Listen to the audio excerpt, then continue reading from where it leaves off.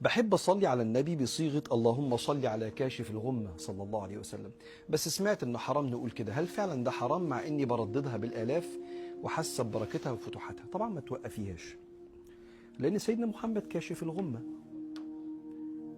ولا ربنا ولا سيدنا محمد؟ لا، هو ربنا بس هو القرآن علمنا إن إحنا ننسب الأفعال للمخلوقين مجازا، ونحن نعلم أن الفاعل هو الله. يعني تعال ناخد القرآن بالترتيب كده. مين اللي بيحيي ويميت؟ مين الذي يتوفى؟ الله يتوفى الأنفس حين موتها، ربنا اللي بيتوفى. لكن ربنا بيقول قل يتوفاكم ملك الموت الذي وكل بكم ثم إلى ربكم ترجعون. ملك الموت اللي بيموت فهو يحيي ويميت ملك الموت، ولا ربنا اللي بيتوفى هو المحيي والمميت؟ الجواب لا، هو ربنا، بس نسبة الفعل إلى ملك الموت مجازا. طب سيدنا النبي نفسه عليه الصلاة والسلام كما أرسلنا فيكم رسولا منكم يتلو عليكم آياتنا ويزكيكم، هو ربنا اللي بيزكي ولا سيدنا النبي اللي بيزكي؟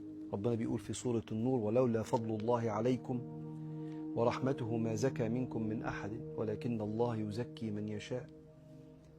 فهو اللي بيزكي ولا سيدنا النبي؟ لا، هو ربنا اللي بيزكي وربنا اللي بيموت وربنا اللي بيحيي، لكن ينسب الموت الإماتة لملك الموت والتزكية لسيدنا محمد عليه الصلاة والسلام نسبة المجاز.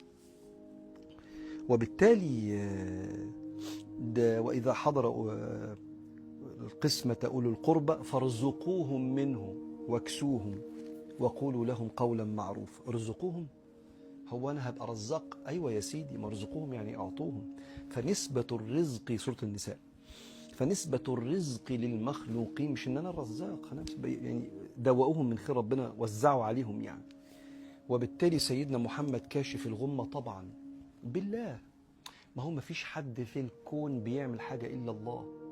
وبالتالي لما أنا أقول لك فلان ده نجاني من الموضوع ده وساعدني وعمل لي، يعني أنا مشرك هسجد له يعني؟ لا، هذه نسبة مجازية كنسبة الأشياء. فلما أقول لك كتابي وبيتي، وما فيش حد بيملك حاجة، الأمر كله لله، الملك لله، وفي حد بيملك حاجة مع ربنا.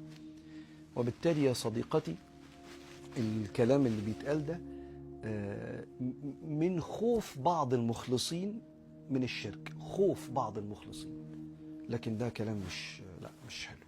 لا، نقول طبعا سيدنا النبي كاشف الغمة زي ما هو عليه الصلاة والسلام يعني كده، والله أعلم.